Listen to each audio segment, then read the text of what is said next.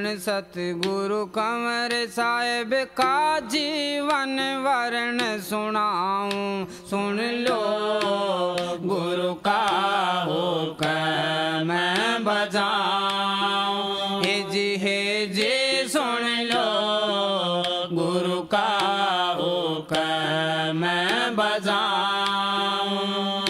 पूरण सतगुरु कंवर साहेब का जीवन वर्ण सुनाऊं। सुन लो गुरु का हुक्म मैं बजाऊं। हे जी सुन लो गुरु का हुक्म मैं बजाऊं।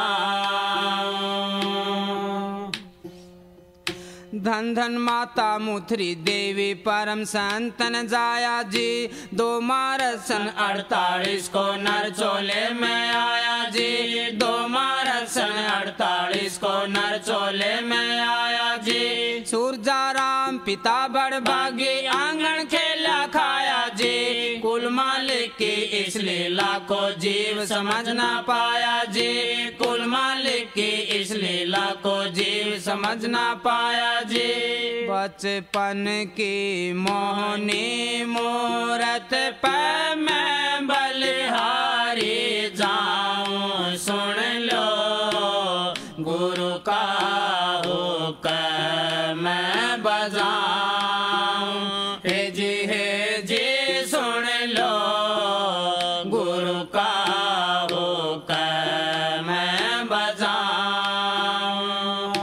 पूरण सतगुरु कंवर साहेब का जीवन वर्ण सुनाऊं। सुन लो गुरु का हुक्म मैं बजाऊं।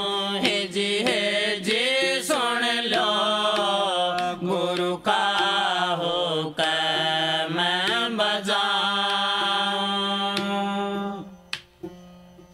संत न आते कभी अकेले खुद उन्हें फरमाया है। परम पुरष तारा चंद भी संग अपना गुरमुख लाया है। परम पुरष तारा चंद भी संग अपना गुरमुख लाया है। गुरु की कार बढ़ाने को तुम आप रचिए माया है। संत गति को संत ही जाने नाम कंवर धराया है। संत गति को संत ही जाने नाम कंवर धराया है। आदि संत कबीर साहेब का कंवर रूप दिखलाऊं। राधा स्वामी, राधा स्वामी दयाल की दया, राधा स्वामी सहाय, राधा स्वामी। प्यारी साध संगत जियो, सत्संगी भाइयों बहनों, जितने भी आप सत्संग लाभ के लिए उपस्थित हुए हो, शांति से बैठ के सत्संग लाभ उठाएं।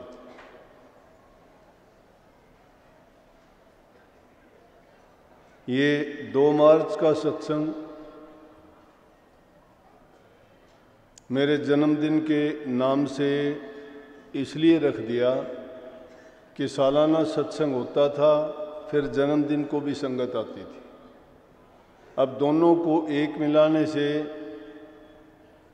कि सत्संगियों को सत्संग मिल जाता है और जन्मदिन मनाने का अवसर भी प्राप्त हो जाता है, तो एक ही दिन में दोनों काम सर जाते हैं। मुख्य रूप से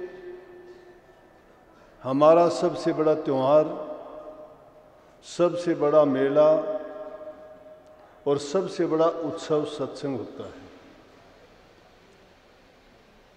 विशेष रूप से मैं दूसरी बातों की तरफ इतना गौर नहीं करता। जब हमारा कार्य सत्संग का है तो हमें सत्संग की ओर ही अपना ध्यान केंद्रित करना चाहिए और सही मायने में जो सत्संग करता है उसमें सारी चीज़ें अपने आप पूर्ति हो जाती हैं। बाकी तो दुनियादारी के जितने खेल तमाशे, मेले, ठेले, दिल बहलाव की चीजें हैं। सत्संग से बढ़ के कोई भी दूसरी ऐसी चीज नहीं है जो इस जीव को शांति दे सके। तो सत्संगियों के लिए जहां कहीं भी सत्संग मिलता है, सत्संग को पाके उनको हार्दिक खुशी होती है, मानसिक शांति मिलती है और जो आत्मिक संतुष्टि होती है उसके बारे में तो कहा ही नहीं जा सकता। खुशी की बात है कि हमें 2 अवसर मिले हैं। सुबह भी थोड़ा टाइम मिला था, उसमें मैंने कहा था जन्मदिन की खुशी तो होती है, हर एक को होती है, लेकिन उस खुशी के मायने को समझने का प्रयास करो। जब जो ख्याल मेरे दिल में आया, कितने जीव संसार में पैदा होते हैं, 84 लाख योनि में जन्मते हैं, मरते हैं। खुशी सबको होती है जब भी वो किसी भी रूप में आते हैं। 4 खान में बटे हुए हैं सभी जीव। अंडे से पैदा होते हैं, जहर से पैदा होते हैं, मिट्टी पानी से पैदा होते हैं और कुल मिला के 84 लाख प्रकार की रूप श्रेणियों में बटे हुए हैं। परंतु उनमें धन्य इंसान के ही चोले को माना गया है। जन्म तो सबका ही होता है, कोई अंडे से पैदा होगा, कोई झिल्ली से पैदा होगा, कोई मिट्टी से पैदा होगा, कोई पसीने से पैदा होगा। लेकिन हम जो इंसान रूप में जीव आता है वो क्यों मनाते हैं जन्मदिन को? उसको भी एक परिपाटी पड़ गई कि जन्म लेते ही इस चीज की खुशी मनाते हैं कि आज जन्म हुआ है। अगर कोई भी चीज हम लेके आते हैं संसार में, उसमें अगर कमी होती जाती है तो वो अच्छी बात नहीं होती, वो तो बुरी बात होती है। कमी आने का मतलब तो नुकसान करना है। हर जीव यहाँ पे जन्म रूपी पूंजी लेके आता है, एक प्रकार का व्यापारी है, कारोबारी है ये। लेकिन कौन सा कारोबार करने के लिए ये जीव संसार में आया? दूसरी योनियों में तो इसको ज्ञान, समझ, विवेक नहीं था। सतगुरु, सत्संग और नाम इनको उनमें नहीं मिल सकता। इंसान के चोले में जब ये आता है तो इसको सत्संग भी मिलता है, गुरु भी मिलता है और नाम की दीक्षा मिलती है। तो खुशी इस जन्म में जन्म होने की इसलिए मनाई जाती है कि अब जीव का कल्याण करने का समय आ गया है। 84 लाख योनि में ये जीव भटकता हुआ, अपने कर्मों को ढोता हुआ छटपटाता है, शिकायत करता है, दुख तकलीफें भोगता है, लेकिन पीछा नहीं छूट सकता। परंतु जब इंसान के रूप में आता है तो इसको पता लगता है इस बात का कि अब मेरा कल्याण होने का अवसर है।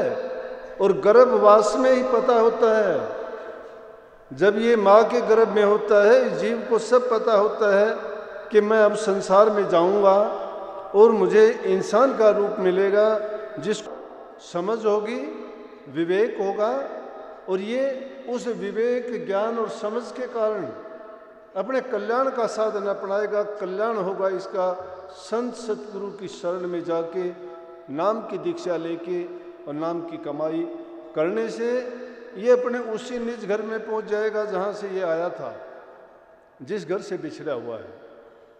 वो जन्मदिन इसलिए मनाते थे कि अब जीव का कल्याण का समय आया है, इस योनि में इसका सब कल्याण हो जाएगा। जो इसके युग युगांतरों के, पिछले जन्मों के जो कर्म थे वो भी सब नष्ट हो जाएंगे। क्यों हो जाएंगे? कि नाम ऐसी शक्ति है कि जिसकी कमाई करने से चाहे कितने बड़े से बड़े पाप कर्म क्यों ना हो, सब के सब खत्म हो जाते हैं और आगे के लिए जो नाम की कमाई करते हैं, उससे उसको निज घर का भेद मिलता है, रास्ता मिलता है, जिस पर चल के ये जीव अपना कल्याण कर लेता है। उस जिस उद्देश्य के लिए मनुष्य का चोला मिलता है वो सार्थक होता है। अब उस जन्मदिन को मनाना हमने भुला दिया। क्यों भुला दिया? कि परिपाटी पड़ती चली गई। जैसे कोई चीज़ शुरू में जो उसका प्रारंभ होता है तो मूल रूप होता है, उसके सब गुणों का पता होता है, लेकिन धीरे धीरे उसका क्या होता है कि उसके मूल उद्देश्य से भटक जाते हैं और एक रस्म और रिवाज को ही मान लेते हैं, उसी को फिर पीटते चलते हैं। ये हमारे ऊपर बड़ी असीम कृपा थी। आज जब सुबह का सत्संग था उसमें बात थी, वो बात मुझे याद आई। मैंने कहा था याद दिला देना, लेकिन मुझे याद आई। राजीव जी कहने लगे कि दीपक जो जलाया उसमें 7 बत्ती हैं, कि 7 का बड़ा महत्व है। मैं कहने लगा 7 का बड़ा महत्व है। बोला कौन सा? और मैं वो बताऊंगा मैं सत्संग में। 7 का ये महत्व है कि मुझ नाचीज को 7 जुलाई 1977 को गुरु की शरण प्राप्त हुई थी। उस दिन था जिस दिन सब साथ ही साथ थे। 7 जुलाई थी, 7वां ही महीना हुआ ना जुलाई का, और 77 का साल था और 7 ही तारीख थी। उस दिन पहला दिन था जो मेरे गुरु के चरणों में जाने की शुरुआत हुई थी। इसलिए उस 7 को मैंने अब तक तो गुप्त रखा था, लेकिन आज वो बात चली तो प्रकट हो गया। अब आज का दिन 17वां साल लगा है, 17 की साल है। इसलिए इन्होंने तो कहा था इस रूप से, मुझे मेरा अपना वो दिमाग में याद थी बात। तो मुझे उस चीज़ की खुशी थी कि जब मैं गुरु की शरण में आया। लेकिन शरण हम कह देते हैं, शरण लेना बड़ा दुष्कर है, बड़ा मुश्किल है, बहुत कठिन है। शरण शरण कह देते हैं, शरण लेते नहीं हैं हम। सिद्धांत की बातों को सुन लेते हैं, सुनी सुनाई कह देते हैं, जबान से कहने में कोई फर्क नहीं पड़ता। लेकिन गुरु की शरण तो इतनी कठिन है कि खांडे की धार भी शायद उसके आगे कुछ नहीं है, कांटों की सेज भी कुछ नहीं है। अंगारों के रास्ते पर चलने जैसा रास्ता है ये, गुरु की शरण में रह के। लेकिन गुरु समय समय पर जीव की परीक्षा करता है, देखता है कि उसमें किसी प्रकार की कमी ना रह जाए। जिससे काम लेना होता है उसको हर प्रकार से अपनी तरफ से तिरस्कार करते हैं, दुनियादारों की तरफ से तिरस्कार दिलाते हैं कि उनके अंदर कोई अभिमान का मैल छिपा ना रह जाए। दुनियादार उसको देख के खुश होते हैं और कह देते हैं कि देखो इसके साथ क्या हुआ। लेकिन जिनके दिल में वो तड़फ होती है, जो उस मालिक की कृपा के कारण इस संसार में किसी विशेष उद्देश्य को लेकर उत्पन्न होते हैं, उनको इन चीज़ों से कोई सरोकार नहीं होता। वो कभी उन चीज़ों की ओर ध्यान भी नहीं देते। जीव भटकता है, तकलीफ जब होती है तो हर कोई भटक जाता है, भ्रम पैदा हो जाते हैं। लेकिन सतगुरु अपने शिष्य को कभी भ्रमने नहीं देता। कितने ही ऐसे उदाहरण हैं जो गुरु की शरण में गए, अवसर आए, उनको भ्रमने नहीं दिया। अब हम कह देते हैं कि हमने गुरु की शरण ली। गुरु की शरण लेना आसान थोड़ा है। गुरु की शरण तो ऐसा है जिस प्रकार से तन मन धन तीनों चीज़ों की जुगात चुका देना, अपनी मति को गुरु की मति के अंदर जोड़ देना, अपना बल पौरुष बुद्धि चतुराई सब हार जाना, उनके चरणों पर बलिहार जाना होता है। बल तन मन धन परिवार कोई मायने नहीं रखते उसके लिए। एक तरफ गुरु होता है, एक तरफ संसार होता है। पूरे संसार को छोड़ना मंजूर होता है, गुरु को नहीं छोड़ सकता। लाख कोशिश करने पे भी नहीं छोड़ सकता। क्यों नहीं छोड़ सकता? कि उसके दिल में जो कशिश होती है, जो तड़फ होती है, वो तड़फ उसको हमेशा जागृत करती रहती है उस चीज़ के लिए। रजब जी की कहानी सुनी होगी अब भी। दादू दयाल के मुख्य शिष्य हुए रजब जी राजस्थान में। ये आमेर जयपुर के आसपास में वो रहे। रजब जी की शादी के लिए तैयारियां होगी। गुरु का भगत था, गुरु के पास रहा था, घर वाले कहने लगे जी रजब जी को हमारे पास भेजो, हम इसकी शादी करेंगे। अब गुरु महाराज तो जानते हैं कि दुनियादारों की क्या चीज़ें हैं, उनकी क्या ख्वाहिश हैं, कितनी ज़रूरतें हैं, वो क्या चाहते हैं। दुनियादार लोग तो दुनिया को बसाना चाहते हैं, लेकिन होता तो वही है जो सतगुरु की रजा होती है, मालिक का हुक्म होता है। हुक्म से बाहर कुछ नहीं हो सकता। लाख कोशिश करो, हमारी चतुराइयाँ नहीं चलती। होता वही है जो मालिक को मंजूर होगा, जो हुक्म होगा, जो उनकी कृपा होगी। दादू साहब ने उनको कह दिया कि जा भाई, घर वाले चाहते हैं तेरी शादी होगी, रजब जा शादी करवा। अब रजब जी चले गए, शादी की सब तैयारियां पूरी होगी, दूल्हे का ड्रेस पहना दिया गया, शादी का दिन निश्चित था, उस समय आ गया। गुरुमुखता की बात बताता हूं मैं, जिन्होंने समर्पण किया उनका जिक्र करता हूं मैं। और बहुत गुरुमुख हुए हैं। हजूर महाराज जी के एग्जाम्पल लो, स्वामी जी महाराज की शरण में रहे, सब कुछ अर्पण कर दिया। वो कभी अपना आपा सोचा नहीं। अंगद साहब नानक साहब की शरण में रहे, कुछ माना ही नहीं अपने आप को। रात दिन गुरु गुरु की रट, उनका नाम, उनकी भक्ति, उनका परमात्मा, उनकी शक्ति, उनका जीवन गुरु ही होता है, दूसरी चीज को नहीं मानते। और जिसने एक को मान लिया उसी ने परमात्मा को प्राप्त कर लिया। वो 1000 जगह मानने से नहीं मिलता है। मन की वृत्तियों को बिखरने नहीं देते, बल्कि एक ही जगह पर जब टिकाते हो और जिसके अंदर जो शक्ति है वो शक्ति काम करती है। रजब जी शादी के लिए तैयार हो गए, दूल्हे का ड्रेस पहन के आ गए, लेकिन दादू कहने लगे कि मैं तो शादी जब करवाऊंगा कि दादू साहब के मैं दर्शन करूं। मेरे गुरु हैं, बिना दर्शन किए मैं शादी के लिए नहीं जाऊंगा। बारात सज के घर पे तैयार बैठी है, वो दूल्हे के ड्रेस पहन के सज के गुरु के दरबार में जाता है। दादू साहब समाधि में बैठे हुए हैं, साथ में कोई और दूसरा था, तो दोनों के दोनों गए और वहाँ मत्था टेका। मत्था टेकने के बाद जो दूसरा साथ में था कहने लगा, रजब जी चलो दर्शन हो गए। कहने लगे कि हमारे तो दर्शन हो गए, लेकिन गुरु की दृष्टि हम पे नहीं पड़ी है। जब तक गुरु दृष्टि नहीं डाल देंगे, ये ध्यान समाधि से जब उठेंगे और हमारे ऊपर दृष्टि डालेंगे, मैं तो तब जाऊंगा। अब गुरु जानी जान होते हैं, उनकी मौज रजा को कौन समझ सकता है। और हमारी संसारी लोगों की तो मति इतनी मैली होती है कि हम तो काम में, क्रोध में, लोभ में, अहंकार में, माया में, ममता में, इन चीज़ों में जब हमारा मन हमने फंसा रखा है, वो चीज़ें कहाँ से हमारी समझ में आएंगी।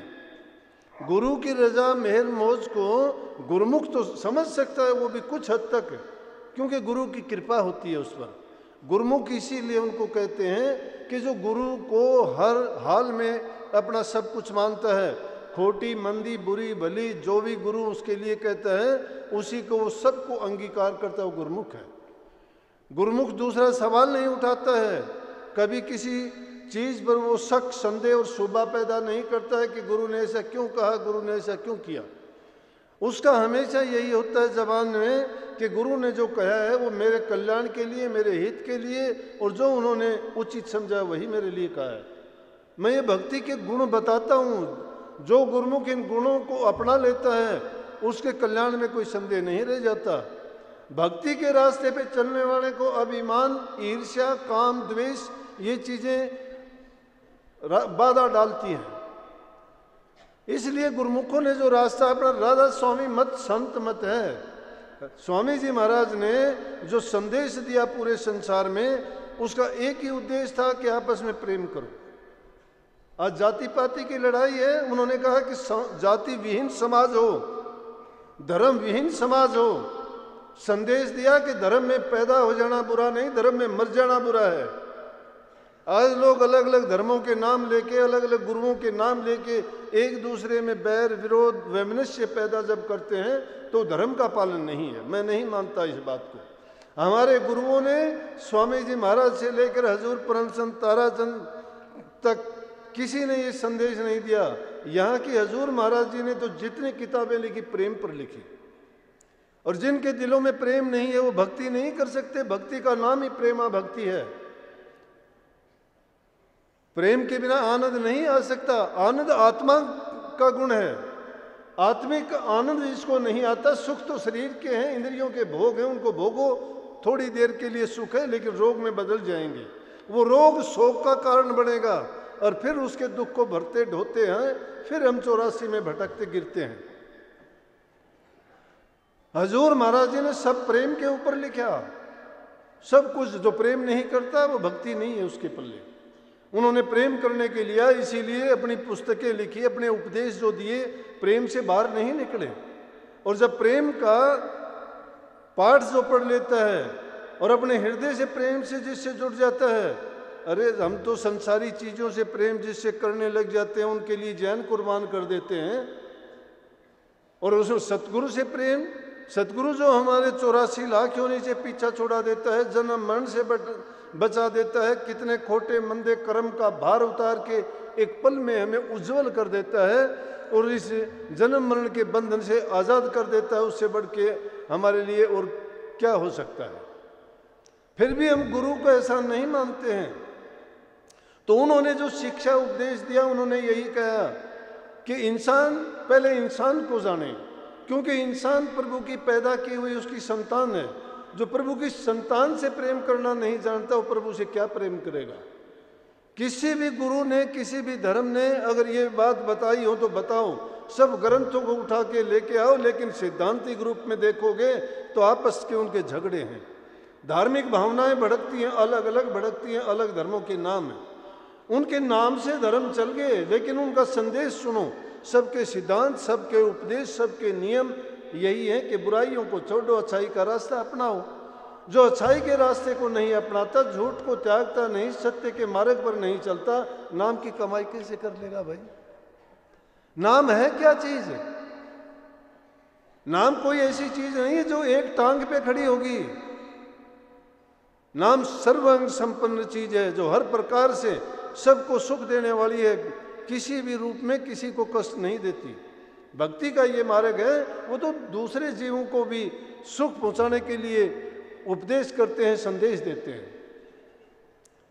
लेकिन जो गुरु के रंग में रंग जाता है, गुरु की आज्ञा को मान लेता है, गुरु किस लिए? हम तो संसार की चीज जहाँ देखती है, थोड़ा लालच हुआ, थोड़ा जहाँ स्वार्थ पूरा होता है, वहाँ हमें अपने आप को गुरु के नहीं, नाम के नहीं, प्रभु के नहीं, भक्ति के लिए नहीं, वहाँ कुर्बान कर देते हैं। थोड़े से लालच के लिए अपने आप को बेच देते हैं, अपने धर्म ईमान को छोड़ देते हैं, अपनी मर्यादाओं को त्याग देते हैं। कहाँ धर्म का पालन करेंगे? जिसने धर्म के रास्ते पे चला है वो मर्यादाओं को छोड़ देगा। उन्होंने तो अपने आप को गर्दन कटवानी उन्होंने अच्छी समझी और इसीलिए उन संतों को कष्ट हुआ। किसी को हाथी के पैरों तले देने की कोशिश की गई। कबीर साहब जैसे महापुरुषों को जंजीरों में बांध के दरिया में बगाया गया, पलटू साहब को ताते तेल के अंदर डाला गया, रविदास जी के हाथ काटे गए, कितनों की जिनके भी देखोगे। स्वामी दयानंद जी भी समाज सुधारक जिन्होंने आर्य समाज धर्म को चलाया, उन्होंने कहा कि श्रेष्ठ बनो। श्रेष्ठता कैसे आती है? किसी से द्वेष करने से श्रेष्ठता आएगी? हुक्का बीड़ी पान तमाकू शराब नशे सुल्फे गांजे पीने से श्रेष्ठता आएगी इंसान में? सबका मकसद एक ही तो है कि बुराइयों को त्यागो, अच्छाई के रास्ते पे चलो।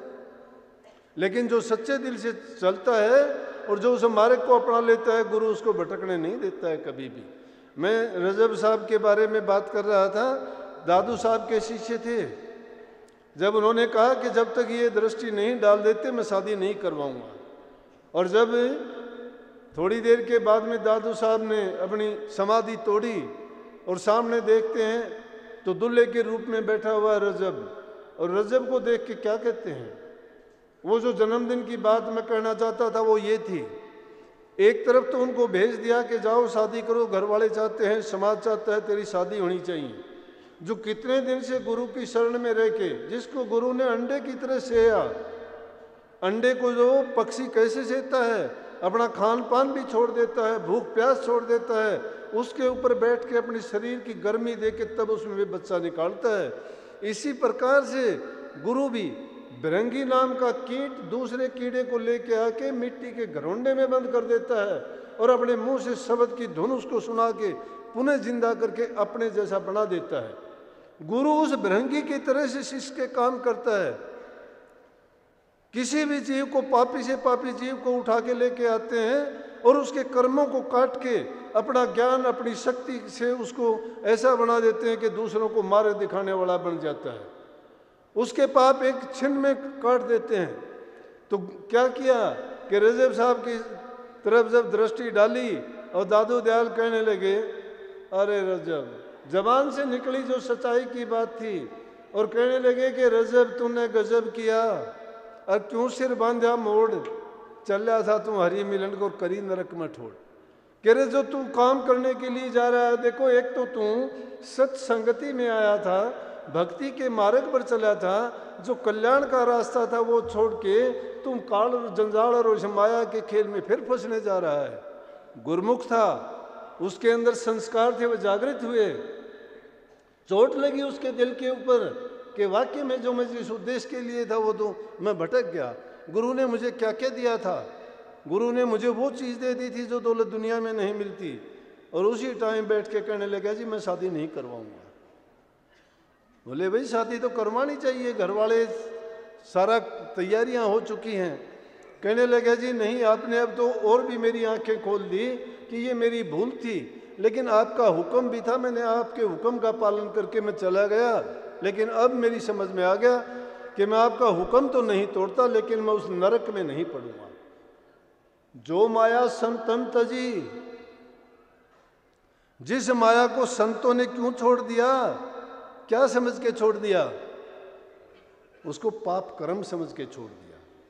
इस दुनिया में रह के भले हम संसार को बसाना चाहते हैं, लेकिन इसी में रह के खोटे कर्म करते हैं। घर होता है, परिवार होता है, संतान होती है, उनके लालन पालन में इधर उधर के काम काज में झूठ सच लाभ हानि की बातें जब आती हैं विचलित हो जाते हैं, और हम क्या कर बैठते हैं कि सच्चाई के रास्ते से हट के उस माया के फंदे में फंस जाते हैं, फिर निकलना बड़ा मुश्किल हो जाता है। रजब को इन चीज़ों का ज्ञान था, वो कहने लगे कि मैं अब नहीं जाऊंगा।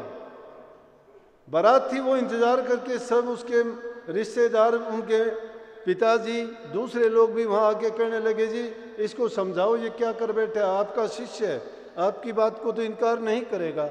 दादू साहब कहने लगे, अरे भाई रजब क्यों तू गलती करता है, जा शादी करवा ले।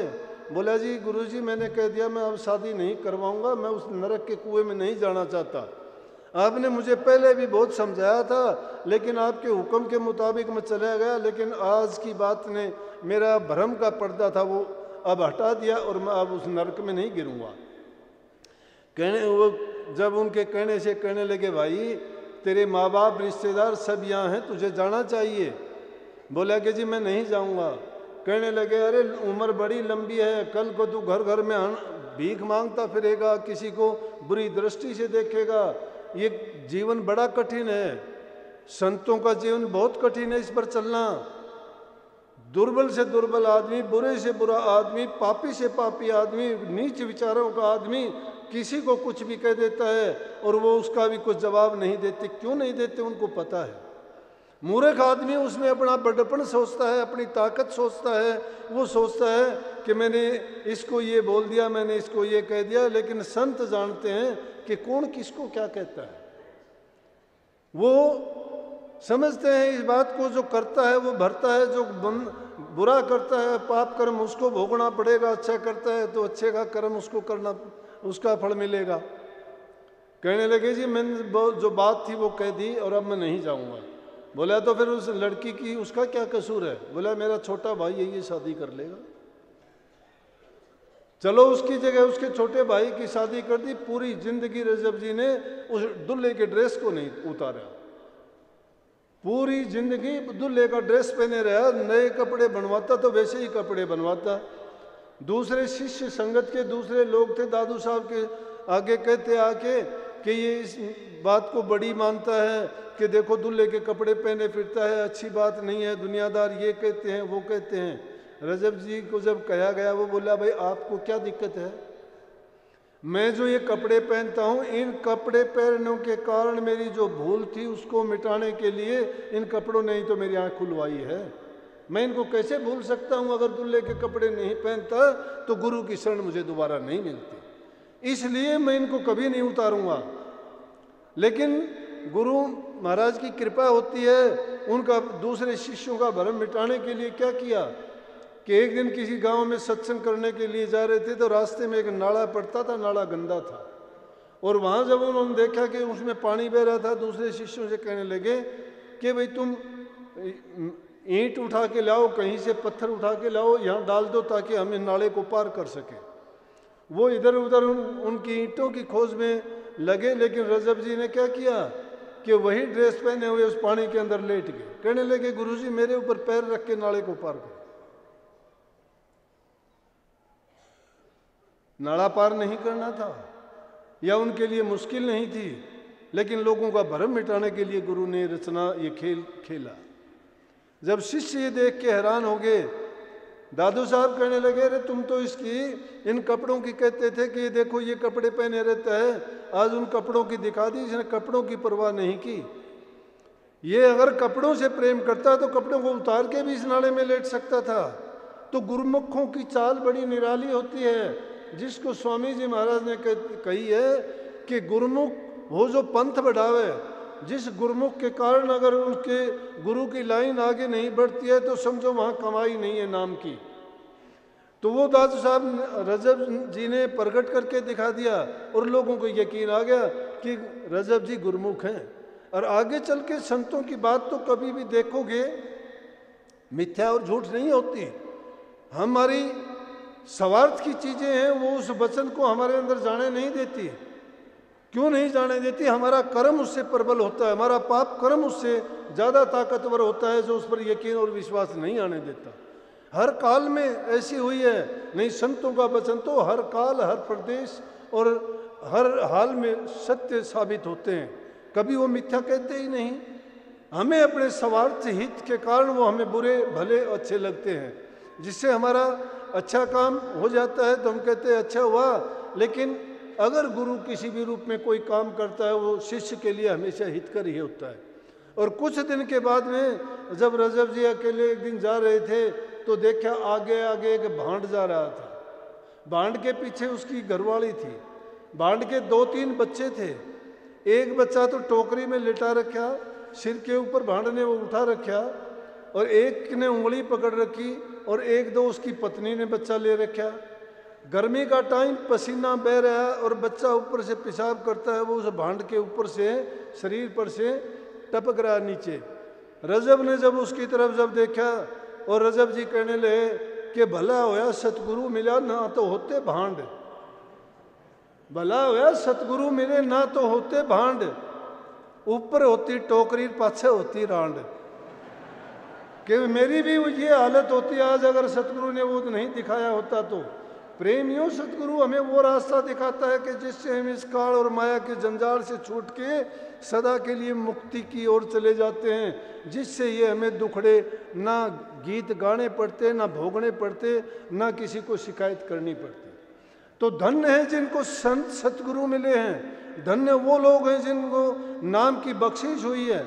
आज के युग में सत्संग मिलना बड़ा कठिन है। आपको दूसरी चीज मिल जाएंगी, नाच गाने मिल जाएंगे, कूदना नाचना ताली बजाना ड्रामे करना नौटंकी बहुत मिलेंगी, लेकिन सत्संग नहीं मिलेगा। सत्संग में सिर्फ एक प्रभु के नाम की भक्ति के सिवाय या तुम्हारे बुरे कर्मों को मिटाने के अलावा भलाई के भक्ति के रास्ते जो बताए जाएं उसको सत्संग मानना चाहिए। सत्संग तो जिसमें नाम के सिवाय, परमात्मा के गुणों के सिवाय या गुरु भक्ति के सिवाय दूसरी चीज का जहाँ कोई नाम नहीं हो वो है। तो इसलिए मैंने कहा था कि इन दूसरी चीज़ों को मैं इतना पसंद नहीं करता। करने को सब कुछ कर सकते हैं, थोड़ा बहुत इन्होंने पहले किया था, लेकिन धीरे धीरे इनकी समझ में आ गया कि मेरी रजा उन चीज़ों में नहीं है, छोड़ते चले गए। इन्होंने छोड़ दिया। जैसे मैंने कहा शुरू में होता है, दूसरों को देख के आदमी नकल करता है कि हम भी ऐसे कर लें तो ये होगा, हमारे करने से कुछ नहीं होगा, जो गुरु करे सो वो होगा। गुरु की रहनुमाई में अपना आपा गुरु को सौंप के देखो, फिर देखो तुम्हें वो तकलीफ होने देते हैं यार। लेकिन वो सिद्धांतिक रूप से करो, बनावटी चीज़ों से नहीं। जबान से तो कुछ कहते रहोगे, वैसे गुरु को नहीं मानोगे। गुरु को जब नहीं मानते हो तो आप काणी कोडी के भी नहीं हो। अपने आप में फैसला कर लिया करो, क्या मैं गुरु के बताए रास्ते पर चलता हूँ? क्या उन्होंने जो नियामत दी है उसको मैं पूर्ण रूप से निभाता हूँ? अगर नहीं निभाते, मान बढ़ाई के लिए, इज्जत सम्मान के लिए या अपने लोभ लालच और स्वार्थ के लिए तुम गुरु के पास जाते हो, सत्संग में जाते हो, तो तुम्हारा जाना तुम्हारे लिए हितकर और कल्याणकारी नहीं होगा। कि दशमेश गुरु की बात याद आती है। गुरु गोविंद सिंह जी को दशमेश गुरु, क्योंकि 10वें गुरु थे, और उनके टाइम में उनका एक शिष्य था जिसका नाम था बेला। उसको और कोई सेवा नहीं मिली, अनपढ़ था, भोला था बेचारा। गुरु की शरण में गया, गुरु से कहने लगा जी मुझे भी कोई सेवा का काम दे दो ताकि मेरा भी कल्याण हो। सेवा, प्रेम, भक्ति, ये जो है हमें 10 गुरुओं से ज़्यादा प्राप्त हुई है। सिखों ने जितना नानक साहब के टाइम में इन चीज़ों पर जितना बल दिया गया, उसमें समाज कल्याण का, सबका मिल बैठ के एक दूसरे की सहायता करना, प्यार करना और सेवा करना, इन चीज़ों पर जो बल दिया गया, उसके कारण समाज में शांति, प्रेम, भाईचारा कायम हुआ। आज जो देखते हैं, इन चीज़ों की कमी के कारण आपसी द्वेष, ईर्ष्या बढ़ते जा रहे हैं। आप जिंदा रहना चाहते हैं, बाकी भाड़ में जाओ कोई। जब दिलों में ये भावना होगी, कहाँ भक्ति, कहाँ राम का नाम, क्या उसके लिए सत्संग करेगा? सत्संग तो नाम उसका है जहाँ जीव का उद्धार हो, कल्याण हो, उसमें भलाई की रास्ता दिखाया जाए। तो 10वें गुरु थे, बेला उसका नाम था। कोई काम उसके लायक नहीं दिखाई दिया। गुरु साहब ने कहा कि चल तू घोड़ों की सेवा किया कर। वो घोड़ों के अस्तबल में चला गया। उस टाइम में घोड़े बड़े अच्छे होते थे। हमारे सिख साहिबान जितने भी ये सिख धर्म में गुरु हुए, लड़ाई वगैरह ज़्यादा हुई, उन्होंने घोड़े रखने की आदत थी। अच्छे अच्छे घोड़े पेशावर से, दूर से, काबुल से ला के रखते थे, तो वो घोड़ों की सेवा करते थे। लेकिन उसी टाइम में युद्ध लगा हुआ था। जब गुरु साहिबान उनको देखने के लिए कभी जाते तो कहने लगे, एक दिन कहने लगे, बोला जी मैं तो अनपढ़ हूँ और मुझे तो कुछ पता नहीं, मुझे भी नाम दे दो, वो ज्ञान दो जिसके कारण मैं भी भक्ति कर सकूं। अब गुरु जी नाम है क्या? गुरु की रजा, वो किसी भी रूप में जीव के कल्याण एक दृष्टि से कर देंगे। जो काम बता दिया उसी में उसका कल्याण है। लेकिन हम समझते नहीं, हम तो समझते हैं नाम कोई मंत्र ही है। अलग चीज़ है कि जीव को करने का तरीका बताना, समझाना, वो अलग चीज़ है। लेकिन संत की दृष्टि जिस जीव पर पड़ जाती है, वो निहाल करते हुए देर नहीं लगाते। नानक साहब कहते हैं, नानक नदरी नदर निहाल, कि अगर संतों की नज़र भी पड़ गई तो वो जीव निहाल हो जाता है। लेकिन वो कौन सी दृष्टि होती है? वो दृष्टि होती है जब उनकी सूरत उस ऊंचे से ऊंचे मंजिल पर, द्वार पर बैठी हुई होती है। तो वहाँ जब गए, उनको देखा, कहने लगे भाई तेरे लिए बेला तो नाम को क्या करेगा तू रोज़ाना? बोला जी मैं यूँ तो बड़ा मंत्र मत देना मेरे को, बड़ा मंत्र तो मैं याद नहीं कर सकूँगा क्योंकि अनपढ़ हूँ। बोला मुझे तो छोटा बताओ या थोड़ा बताओ। बोला कि अच्छा तेरे को एक तुक रोज़ाना बता दूंगा, तो उसी को याद कर लिया कर। उनको रोज़ाना एक तुक बता देंगे, वो अगर नहीं होता तो भी गुरु महाराज के पास पहुंच जाता।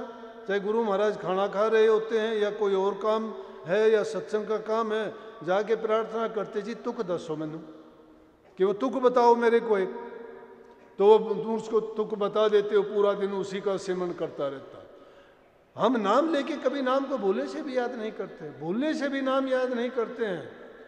हम तो दूसरी चीज़ों में अपनी बुद्धि, अपनी अकल, अपनी समझ दूसरे के दुख सुख देखने में करते हैं कि वो सुखी क्यों है, वो दुखी क्यों है, उसके पास ये चीज़ क्यों है, ये मेरे पास क्यों नहीं है, वो ऐसा करता है मैं भी ऐसा करूं। नहीं, तुम वो करो जो सबको अच्छा लगे, सबको हितकर लगे। अगर तुम करते हो, वो करता है, वो अपने ढंग से करता है, वो जानता है उसके क्या कमी है या वो क्यों करता है। लेकिन अगर हम किसी की नकल करते हैं, नकल में अकल समझ होनी चाहिए। सत्संगी आए हुए थे, बाहर से थे, महाराष्ट्र से थे, कहाँ से थे। जब थोड़ा सत्संग चला तो मैंने उनको एक बात कही, और आप भी गौर से सुन लो, मेरे पास लिपा पोती की बात नहीं है। मैं कहने लगा कि हमारे पास ऊंची दुकान और फीका पकवान नहीं है, हमारी दुकान जरूर नीची है लेकिन पकवान हमारा बहुत मीठा है। जो इसका सेवन कर लेगा निश्चित रूप से कल्याण होगा, काम आपके आएंगी चीजें। ऊंची दुकान नहीं है हमारी, भोले जीव जरूर हो, आपके पास सबसे ज्यादा ताकत है, क्योंकि नाम मिला है। कहीं नाम नहीं मिलता है, कहीं लोगों को बहकाया जाता है, खुद जो जिन्होंने कभी नाम सुना नहीं, गुरु की रहनुमाई में रहे नहीं, गुरु की मौज कभी जानी नहीं, गुरु का संग कभी किया नहीं, गुरु की सेवा जिसने की नहीं, वो क्या नाम जानेगा, क्या सत्संग करेगा, क्या जीवों का कल्याण करेगा। जीवों की डोर वही गुरुमुख खींच सकता है जिसने गुरु की सेवा की हो। उसी के अंदर गुरु अपना जान नसीन कायम कर देता है, अपनी ताकत को सौंप के जाते हैं और वो उसी रूप में काम करती रहती है। तो इसलिए वो जो दशमेश गुरु थे उनको रोज बताते, एक दिन जाके कहने लगे कि भाई तू क्या करता है? बोला जी कितनी इनको दाना डालता है घोड़ों को? बोला जी मुझे तो पता नहीं, मैं तो ऐसे ही कोई बर्तन में लेके डाल देता हूँ क्योंकि अनपढ़ हूँ मैं। बोला अरे। तो एक दिन जब उसको टाइम मिला जाके कहने लगा जी आज की तुक नहीं बताई। और उस टाइम में गुरु गोविंद सिंह जी युद्ध के लिए ये तैयारी कर रहे थे। जब युद्ध के लिए जा रहे हैं वो घोड़े पे सवार हैं, जाके कहता है बोले रुको जी रुको। बोले हाँ। बोला मैंने तुक दस के जाओ। बोले रे बेला तू राह गिने न गेला कि बेला तुम बहुत ना समझ है, तू सोचता नहीं है मैं कितने जरूरी काम के लिए जा रहा हूँ, तेरी तुक कोई मायने नहीं रखती है। उसने सोचा गुरु ने तुक बता दी। गुरु साहब युद्ध में चले गए। बेला याद करता है कि बेला राह गिने न गेला, बेला राह गिने न गेला, और इसी का सुमन करता रहा पूरा करते करते, और उसकी रूह रूहानी मंडलों में विचरण करने लगी। ऊपर की बाणी बोलनी शुरू कर दी। उसके साथ वाले बड़े जो अपने आप को अच्छे गुरु भगत मानते थे, गुरु के करीबी थे, गुरु के आसपास मंडराते रहते थे, वो कहने लगे कि गुरु के घर में भी न्याय नहीं है। कहने लगे को हमें इतने दिन हो गए गुरु के पास रहते हैं, ये करते हैं वो करते हैं, गुरु ने हमें अपनी वो मौज नहीं बख्शी और इस बेवकूफ़ को वो मौज बख्श दी। देखो ये रूहानी बातें करता है, ऊंचे मंडलों की बातें करता है, शब्द और प्रकाश की बात करता है, धुन की बात करता है। हमें तो कभी इनका दीदार नहीं हुआ और इनको 1 मिनट में करवा दिया गुरु ने अपनी मौज बख्श के। जब गुरु साहब आए तो उनका जब ये हालत देख के गुरु साहब कहने लगे अच्छा भाई एक काम करो। बोले हुक्म करो जी। बोले कि भांग लेके आओ। भांग मंगवाई गई। भांग को मंगवा के कहने लगे इसको घोटना शुरू करो। उसको घोट दिया गया। घोटने के बाद में कहने लगे इसको पानी में मिलाओ। बड़े बड़े बर्तन उसके भांग के भर लिए गए और भरने के बाद में कहने लगे अब इसको लो और कुरड़ा करो और फेंक दो। उन्होंने सब ने उसको कुरड़ा किया और नीचे फेंकते रहे। थोड़ी देर के बाद में कहने लगे अरे ये क्या? बोले क्या जी? बोले आपको किसी को नशा नहीं हुआ भांग का? बोले जी नशा कैसे होता, आपने तो कह दिया था कि कुरड़ा करके फेंक दो, हमने फेंक दी। बोला कुरड़ा करके फेंकने से नशा नहीं होता क्या? बोला नहीं। तो मेरा उपदेश सुन के भी तुम ऐसे ही फेंक देते हो। बेला ने तो उस बात को भी बेला कह के कि बेला राह गिने न गेला उसको भी मंत्र मान लिया। गुरु का वचन मंत्र कर मनवान। गुरु के वचन को जो मंत्र करके मान लेता है उसको निश्चय करके अपने हृदय में धर लेता है, अपनी मन की वृत्तियों को एकाग्र जिसमें कर देता है, वो गुरु का मंत्र है। हम तो गुरु की बात में एक तरक निकालते हैं कि गुरु ने ये क्या किया, मजाक बनाते हैं, हंसते हैं। गुरु कहता है करता है वो करने की कोशिश करते हैं। तुम गुरु नहीं हो, गुरु की तरह करते हो। गुरु करता है वो गुरु जानता है, तुम नहीं जानते हो। गुरु की नकल करके गुरु बन जाओगे, मुश्किल हो जाएगी। अपने आप को बचाया करो ऐसी चीजों से। अगर करना चाहते हो गुरु कहता है वो करो। महाराज जी ने कितनी बार ये सत्संगों में फरमाया कि गुरु कहता है वो करो, गुरु करता है वो ना करो। गुरु जानता है उसके गुण दोषों को क्यों करता है, कैसे करता है और इसका क्या लाभ है। प्रेमियों सबसे बड़ी बात है कि ये मन आदमी को भटकाता है, विषयों की ओर लेके जाता है। मन पर जब तक लगाम नहीं डाली जाती, काबू नहीं करते, आप भक्ति के रास्ते की ओर नहीं चल सकते। सदियों से भटका हुआ मन है, आज का नहीं है ये। हम कितने जन्म बीते हैं इस मन की गुलामी करते करते। जिस योनि में जिस जन्म में गए, मन के कहे तो हमने काम किए हैं। ये मन बड़ा शक्तिशाली हो गया है, इसका मन का सब चीज़ों पर काबू है, हमारी इंद्रियों पर, कर्मेंद्री ज्ञानेंद्री सब इसके अधीन है। जो मन चाहता है वही करते हैं। हमारा मन किया सत्संग में आए, मन किया खाना खाया, मन किया हम और कहीं चले गए, मन किया किसी से बात की, मन ने कहा तो नहीं की, किसी से झगड़ा, किसी से प्रेम, किसी से ईर्ष्या, किसने करवाई? मन ने करवाई। इसलिए गुरु का उपदेश क्या है कि इस मन को गुरु के अधीन क्यों नहीं कर देते? तन मन धन की ली जगात, इन तीनों चीजों की गुरु जगात ले लेता है। शिष्य उतारे भव से पार, सूरत बह थी नो की धार। हमारी सूरत 9 दरवाजों में भटकी हुई है। ये 9 दरवाजों में का मतलब है इनके द्वारा इसके सारे काम हैं, लेकिन 10वां रास्ता जो जाता है वो उस गुप्त खजाने की ओर जाता है, जिसमें स्वयं प्रभु की बैठे हुए हैं। जहाँ से ये रूह बिछड़ के आई थी उसका रास्ता है। उसके लिए करने के लिए मन की वृत्तियों को एकाग्र करना पड़ेगा। मन में हमें हमेशा यही चिंतन रहना चाहिए कि मैं अच्छे से अच्छे काम करूं। गुरु भक्ति इसी को कहते हैं कि गुरु का वचन हमेशा उसको याद रहे। गुरु वचन अगर 1 मिनट के लिए भी हम भटक जाते हैं, मन अपना घेरा उसी टाइम घाल लेगा। ये इसी दाव पेच में लगा रहता है कि कब ये भटके और कब इसको मैं दबोचूं।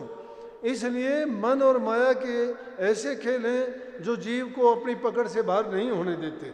अगर हम थोड़े से भी भटकते हैं, उसी टाइम समझो कि उनके फंदे आगे से आगे लगते चले जाते हैं और फिर निकलने नहीं पाते। लेकिन जब हम गुरु की ओर चलते हैं और गुरु के वचन को अपना लेते हैं, उसमें संतों ने तो ये कहा है कि संतों के संग में जो की भूसी खा, खीर खांड हलवा मिले, साकेत संग न जा। दुष्टों की संगत में रह के तुम्हें कितना ही धन दौलत आनंद सुख संसार के पदार्थ मिले तो भी उनकी ओर नहीं जाना चाहिए। लेकिन सत्संगत में गुरु की ओर अगर आपको जौ की भूसी उसके छिलके की रोटियां मिले तो भी समझो कि आपके लिए अमृत का काम करेंगे। क्यों करेंगे? कि वो आपको इंद्रिय भोग में नहीं फंसने देंगे, मन के गुलाम नहीं बनने देंगे, मन में बुरे विचारों को नहीं पनपने देंगे। तुम्हारी सात्विक जो खान पान होगा उसके कारण हमारे विचार शुद्ध होंगे, और जब हमारा विचार शुद्ध होंगे, रहनी हमारी अच्छी होगी, चरित्रवान जब हम होंगे, अच्छों का संग जो करेंगे उनमें अच्छाई की बात होंगी। इसलिए गुरुमुखों का संग करने का नियम बताया गया है कि गुरुमुखों का संग करो। जब ब्याही से ब्याही मिलती है तो उनको अच्छी बात लगती है दोनों की, लेकिन अगर ब्याही औरत को कुंवारी लड़की मिल जाती है तो उन दोनों की बात मिलती नहीं है, क्योंकि ब्याही हुई लड़की का जो आनंद है वो बिना शादी वाली लड़की नहीं जानती। ब्याही से ब्याही मिली तो उनकी एक बात मिल जाती है, दोनों कुंवारी से कुंवारी मिलती है उनका ठीक है। इसलिए गुरु के पास जब जाते हैं तो गुरु हमारा अज्ञान का पर्दा हटा देता है। अज्ञान है क्या? यही अज्ञान मिटाना है कि हम किस काम के लिए आए थे। मनुष्य का चोला इसलिए नहीं मिला था कि हम संसार में रह के इसमें विचरते हुए सुख दुख एक कोई बड़ा छोटा ऊंचा नीचा मान लें। अरे ऊंचा तो वही है जिसने इंसान का चोला लेके भक्ति के रास्ते पे चल के अपने जीवन को सफल कर लिया। अगर उसने अपने जीवन को नहीं बनाया, उसी भक्ति के रास्ते में जब चलोगे ना, सारी की सारी चीज़ें आपका साथ देना शुरू कर देंगी। मन में जब शांति आ जाएगी, भटकना आपकी मिट जाएगी, कर्मों की जंजीर कट जाएगी, तो सीधा रास्ता आपका होगा मोक्ष का। जहाँ मोक्ष मिल जाती है वहाँ ईर्ष्या द्वेष बुराई नहीं है, सब एक प्रकार का वहाँ आनंद ही आनंद ढाके मारता है। वहाँ आनंद रूपी सागर है जिसमें प्रभु के गुण है। इसीलिए आत्मा को परमात्मा का रूप कहा गया है। इस आत्मा में ही उस प्रभु के गुण थे, लेकिन ये इस काल जाल में माया देश में आने के बाद इसमें ये सारे दोष भर दिए। किसने? काल ने भर दिए, क्योंकि ये दुनिया उसकी है, हुक्म इसका चलता है, उसका एजेंट मन है। वो मन के माध्यम से सारे काम करवाता है। लेकिन गुरु महाराज की शरण में जो जीव सच्चे मन से पूरे समर्पण भाव के साथ अपने आप को अर्पण कर देता है, उसके सारे द्वंद्व, पाप, बुरे कर्म कट जाते हैं और वो एकदम पाक, साफ और पवित्र हो जाता है। वही रूह जो पाक और साफ होती है वही प्रवेश पा सकती है। जब तक ये दोषों में फंसी हुई है, जब तक इसके कर्म बाकी हैं, उन कर्मों का बोझ लिए संसार में भटकती हुई रहेगी ये। इसलिए इंसान का चोला जो हम लेके आए हैं, इसमें उन गंदे कर्मों के वजन को लाद के और उसके हम गुलाम बन के इसको ढोते ढोते पहले ही बहुत संसार में विचरते रहे हैं। अब तो ये अच्छा अवसर हमें मिला है कि इंसान का चोला मिला है, सत्संग मिला है, गुरु मिले हैं, नाम की दीक्षा मिली है, और फिर भी अपने जीवन को हम सफल और कामयाब नहीं करना चाहते, तो हमारे से ज़्यादा मूर्ख कोई नहीं हो सकता। व्यापार करने आए, पूंजी लेके आए, लेकिन पूंजी को कोई बर्बाद नहीं करता। चतुर सियाणे वही जीव हैं जिन्होंने संतों की शरण लग के उनकी लड़ फड़ के अपने जीवन को सफल बनाया। वही उस पूंजी जो लेके आए थे उस साहूकार से, उसका 4 गुना नहीं, 8 गुना नहीं, 1000 गुना मुनाफा कमा के लेके गए और संसार से अपना लेखा निमेट के गए।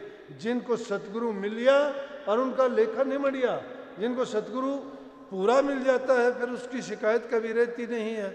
मुझे तो पूरा सतगुरु मिला था, धन्य कर दिया मुझे। मैं नहीं तो दुनिया के दूसरे जीवों की तरह से मैं भी उन पाप कर्मों में लिप्त था, बुराइयां भरी हुई थी, कानी कोटि के नहीं थे। गुरु ने कृपा दृष्टि मेहर की तो उस दिन मुझे ये मिला था। अब ये 70वां साल आ गया, काम करते करते मैं तो जब ये अवसर मुझे मिला था ऐसा करने के लिए गुरु महाराज से प्रार्थना की थी। मैं अब बताता हूँ, कई बातों को मैं बताता नहीं, रख लेता हूँ अपने दिल में। मैंने कही थी गुरु महाराज ज़्यादा नहीं, मुझे 5-7 साल का समय देना, ताकि मैं ये करके दिखाऊं कि मैंने गुरु की जो शिक्षा थी उसको कैसे फैलाया और मैंने क्या किया। लेकिन गुरु महाराज ने तो उससे ज़्यादा कृपा कर दी। मैंने 5 साल मांगे थे, 7 साल मांगे थे, 20 साल तो हो चुके। लेकिन अब ये पता नहीं कि गुरु महाराज जो चाहते हैं, कितने दिन के लिए कैसे चाहते हैं, वो उनकी मर्जी रजा है। मैं अपनी मर्जी से कुछ कहता नहीं, लेकिन जब तक ये शरीर उनका ऋणी है मैं उनका ऋण उतारने का कोशिश तो करूँगा, लेकिन गुरु का ऋण उतरता नहीं है कभी। उनका ऋण कैसे उतार सकता है ये जीव कि नाम के बराबर तो कोई दौलत नहीं है। अरे नाम के जो ग्राहक बन के जाते हैं उनको नाम नहीं मिलता है। बहुत जीव ठगे जाते हैं नाम के भरोसे में। हमें तो टकसाली नाम मिला है जो आदिकाल से, जिसको स्वामी जी महाराज ने चलाया था, वही नाम है हमारा।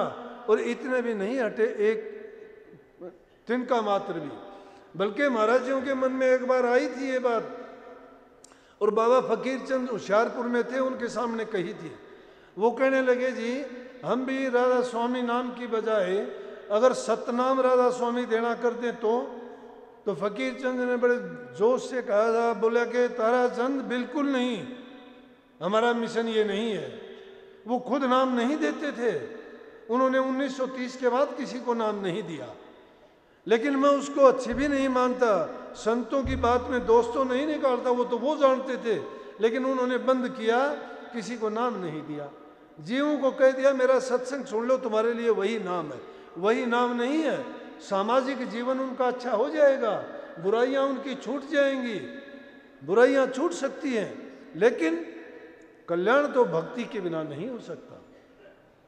सेव बंदगी कितनी भी करो, सेवा करो, प्रेम करो, सत्संग करो, लेकिन मुक्ति तो बिना भक्ति के नहीं हो सकती। नाम की कमाई के बिना जीव का कल्याण नहीं हो सकता। तो उन्होंने महाराजियों पर एक पाबंदी ऐसी लगा दी, कहने लगे खबरदार मिशन को नहीं बदलना। मिशन का मतलब हमारा मिशन एक ही था, और वो हमारा आदिकाल का नाम राधा स्वामी नाम ही है, ना दूसरा नाम है। दूसरे लोगों ने मिलोनी कर दी, बदल दिया। कोई किसी ने कुछ बना दिया, किसी ने कुछ बना दिया। ये कितने और दूसरे डेरे हैं, राधा स्वामी मत से निकले हुए हैं, लेकिन निकले वो विकृति का रूप होता है, बिगड़ी हुई चीज हो जाती है। लेकिन हमारा जो आगरा से चला था वही नाम है और वही चलता रहेगा। तो इसलिए मैं कहता हूं कि जो गुरु महाराज ने जो मौज, जो कृपा बख्शी, जो टकसाली नाम हमें दिया, हमें कोई किसी प्रकार का संदेह भय है ही नहीं। हमें वो धुरधाम का नाम मिला है कि जिसका सुमन मात्र करने से जीव के कर्म कट जाते हैं। कितनी बार मैंने फरमाया है कि हम गृहस्थी लोग हैं, हम हर प्रकार से दूसरे कामों से घिरे हुए हैं, सामाजिक कर्तव्य हमारे बहुत हैं, लेकिन ये चिंता करने की जरूरत नहीं। जो सच्चे मन से राधा स्वामी नाम का सुमन भी कर लेगा उसका अवश्य कल्याण होगा, रोकने वाला नहीं है कोई।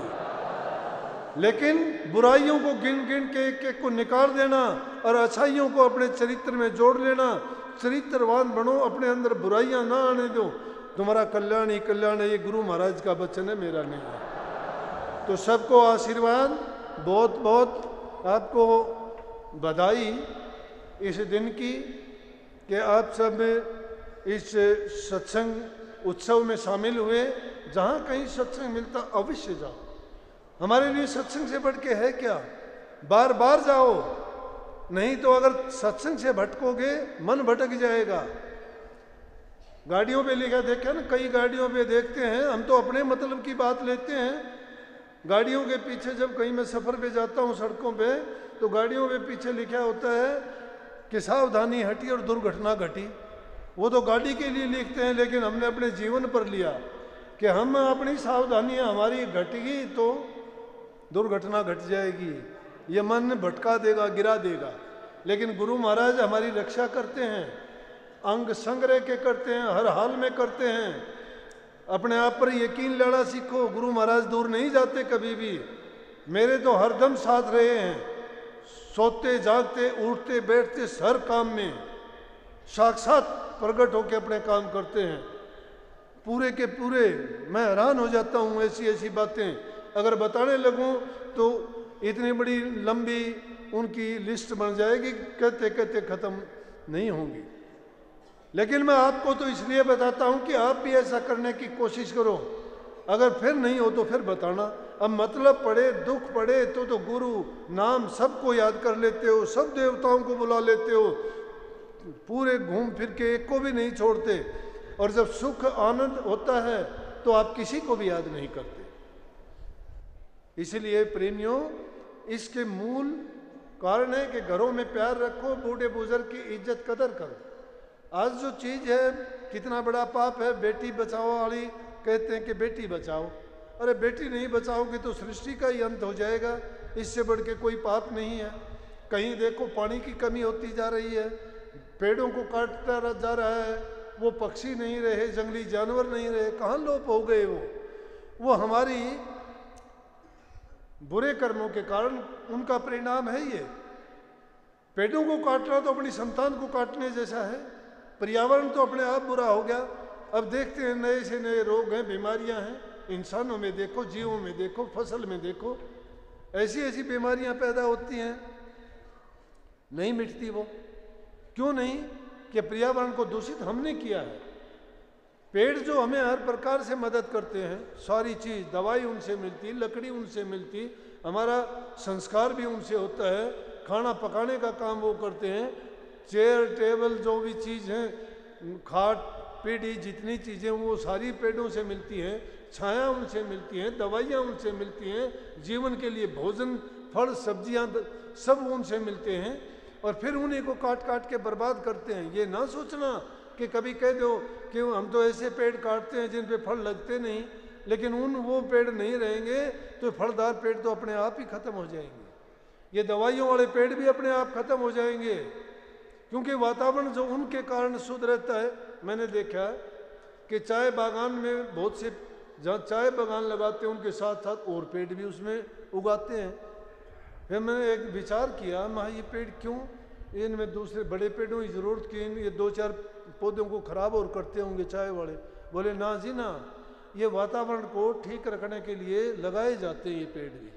तो जब बड़े पेड़, मैंने ख्याल किया बड़े पेड़ इसलिए लगाए जाते हैं, तो अगर उन पेड़ों को ही काट के, जिनका कोई महत्व नहीं मानते हम, कहते हैं झाड़ीदार है, ये जाटी है, ये कीकर है, ये बम्बूल है, ये इतने काम आने वाली इमारती लकड़ी नहीं है। तो अगर उनको ख़त्म कर देंगे तो चंदन के पेड़ भी ख़त्म हो जाएंगे, रबड़ के पेड़ भी ख़त्म हो जाएंगे, फसल होनी भी बंद हो जाएगी। इसलिए ये तो एक संतुलन है प्रकृति का, उस संतुलन को हम खराब करेंगे तो ये इंसानियत भी, ये जीव जंतु भी, ये भी सब बर्बादी के कगार पर चला जाएगा। ये चीज़ें भी इनके साथ साथ आवश्यक है। हर चीज़ को समझना चाहिए कि जब प्रकृति की चीज़ों में हम दखल देंगे तो हम भी अछूते नहीं रहेंगे। लेकिन इन चीज़ों को करते हुए अच्छी आदत जब डालोगे तो ही आपके मन में प्रेम पैदा होगा, सहानुभूति होगी, प्रेम हृदय में दया भावना होगी। जिसके हृदय में दया है, प्रेम है, वही आदमी श्रद्धावान होगा और वही भक्ति के मार्ग पर चल सकेगा। जो माँ बाप को ठोकर मारता है, उनकी सेवा नहीं करता, अपने वचन से किसी को बुरा भला कह के किसी का दिल दुखाते हैं, किसी की चीज़ों को आगे पीछे से तक के हम ले लेते हैं, कितने दिन जीवोगे? क्या करोगे ये चीज़ों का संचय करके? कितने दिन वो चीज़ें साथ दे देंगी? कोई साथ नहीं देती। जाओगे तो सब छोड़ के जाना पड़ेगा। यहाँ कैरू बादशाह का जिक्र नहीं सुना क्या? कैरू बादशाह था, उसने कह दिया कि जो 1 रुपया भी सब लोगों से सब कुछ छीन लिया। लोग गुजारा करने के लिए अपने चीज़ों के आदान प्रदान से गुजारा करते थे, बड़ी मुश्किल होगी सबको। और उसने पूरे राज्य में 1 सिक्का दे के कह दिया, कोई 1 सिक्का लेके आ जाएगा मेरी लड़की की शादी कर दूंगा। 1 सिक्का अगर चांदी का कोई लेके आएगा, मेरी लड़की की शादी कर दूंगा, राज का मालिक वही होगा। जब लेके घूमने लगा तो एक लड़का एक विधवा औरत से कहने लगा, अपनी माँ से, विधवा थी, कहने लगा कि मेरे को 1 सिक्का लेके दे, मैं राजा की लड़की से शादी करवाऊंगा। बोली बेटा सिक्का तो मैं तेरे को बता दूंगी, लेकिन वो लालची आदमी है, सिक्का भी ले लेगा, तुझे भी उस जेड़ में डाल देगा, मार देगा, कहाँ की शादी करेगा? जो लालची और स्वार्थी आदमी होता है उसको किसी बात पर यकीन नहीं करना चाहिए। लेकिन बोला कहाँ से आएगा? बोला तेरे पिताजी जब गुजरे, कब्र में दफनाया गया तो सिक्का उसकी छाती पर रखा था। ये रिवाज है, रखते हैं सबके। वो सिक्का लेके गया, वही हुआ उसके साथ, सिक्का छीन लिया। बोला कहाँ से लेके आया सिक्का? जब मैंने किसी के पास एक पाई भी नहीं छोड़ी, और तुझे ये चांदी का सिक्का कहाँ से मिला? बोला मेरी माँ ने बताया कि जब मेरे पिता को दफन किया गया था तो उस टाइम वो रखा था। सारी कब्रों को पड़वा दिया उसने, सब कब्रों को पड़वा के सारे सिक्के इकट्ठे कर दिए। लेकिन संत समाज के कल्याण के लिए, जीवों के हित के लिए, उनको पाप कर्म से बचाने के लिए और उनका कल्याण और उद्धार करने के लिए आते हैं। वो डरते और घबराते नहीं। कष्ट इसीलिए उनको हुए, लेकिन उनके भ्रमों को मिटा के, उनके अज्ञान को मिटा के उनकी आंख खोलते हैं, भ्रम की काई उठा देते हैं। नानक साहब यहाँ से चल के वहाँ गए और जाके बाजार में कहने लगे कि ये बादशाह बहुत निर्दयी है, ये बड़ा लालची है, स्वार्थी है, ये नरकों में जाएगा। अब उसके सामने जो कोई बोल नहीं सकता था, ये वचन सुन के लोगों ने शिकायत की, कहने लगे नानक साहब क्या कहते हो आप, फांसी तुड़वा देगा। बोला मैं डरता नहीं हूँ, फांसी तुड़वा देगा, कोई बात नहीं। लेकिन राजा खुद वहाँ चल के आया और जब उसने उसकी बातें सुनी तो जब उसको देख के नानक साहब ने ठेकरी इकट्ठी करनी शुरू कर दी, कंकर पत्थर। वो कहने लगा क्या करते हो? बोला कंकर पत्थर इकट्ठे करता हूँ। बोला क्या काम आएंगे? बोला जब मैं संसार छोड़ के जाऊँगा तो साथ लेके जाऊँगा। बोला इनको लेके जा सकता है? बोला कि तुम लोगों के गले घोट के जो सब इकट्ठा कर लिया तू लेके जाएगा? आंखें खुल गई। ज्ञान का और घाम का चमका लगता है। कितने भी बातें बताई जाएं, लेकिन वो सब किस लिए हैं? बात झूठी हो सच्ची हो, लेकिन रोचक बात हमारे दिल में एक उमंग पैदा करती है, उस रास्ते पर चलने के लिए हमें शक्ति देती है, ताकि हम भी अच्छा करें और बुराई के रास्ते को त्यागें। इसलिए बुराई को त्याग के अच्छाई के रास्ते पर चलोगे, नेक काम करोगे और नाम का सुमरण करते जाओगे, तुम्हारा चिंतन अच्छा रहेगा, मन पवित्र हो जाएगा। मन पवित्र होने से कर्म भी पवित्र होंगे। जिसकी मन पवित्र नहीं, मन के जीतने से जग जीता जाता है। जिसने अपने मन को जीत लिया उसने सारे संसार को जीत लिया।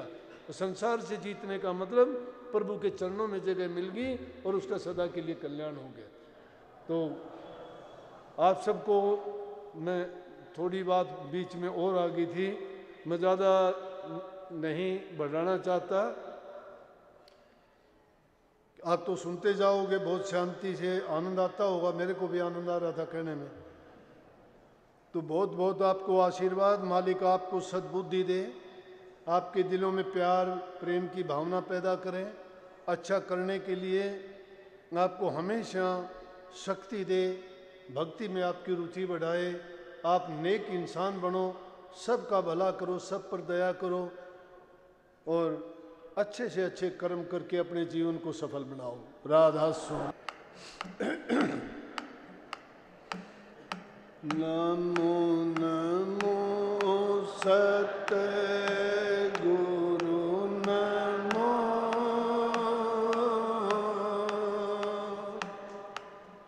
नमन करूं जी हर बार, चरण कमल में राखियो,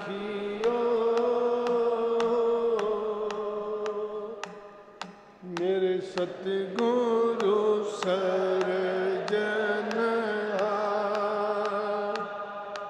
हाथ जोड़े करूं बिनती,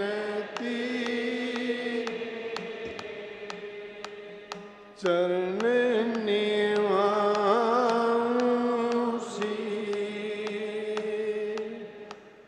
सतगुरु तारा चंद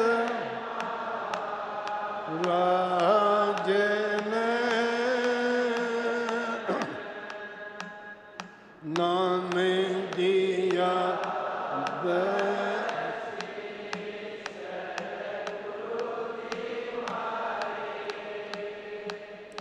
दया के दाता हो, अगम के जी, दया करो मेरे साईया, देव प्रेम की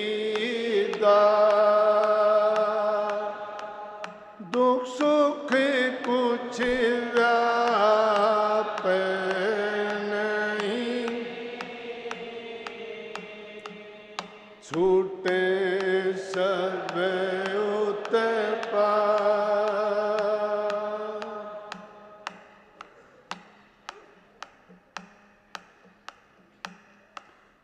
बिनज कैसा किया रे हो सौदागर व्यापारी, बिनज कैसा किया रे हो लालों के बिहारी, बिनज कैसा रे हो लालों के बिहारी,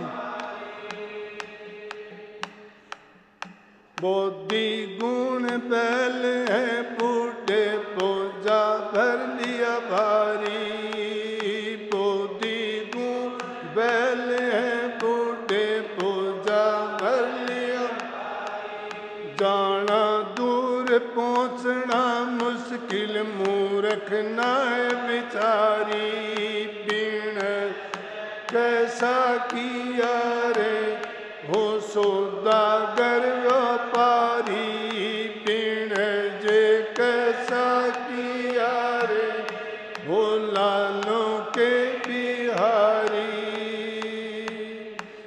किसे न भर ली लौंग सुपारी, किसे न सांबर खारी, किसे न भर ली लौंग सुपारी, किसे न सांबर, संता भर लिया नाम हरि का, विष बिन जय संसारी, बिन जे कैसा किया रे हो सौदागर व्यापारी, बिन कैसा किया रे हो लालों के बिहार, आगे एक ठगा की नगरी वहाँ जा बाल डाली। आगे एक ठगा की नगरी वहाँ जा बलद डाली। तू तो भोंदू पड़ के सो गया, खेप लुटा दी सारी।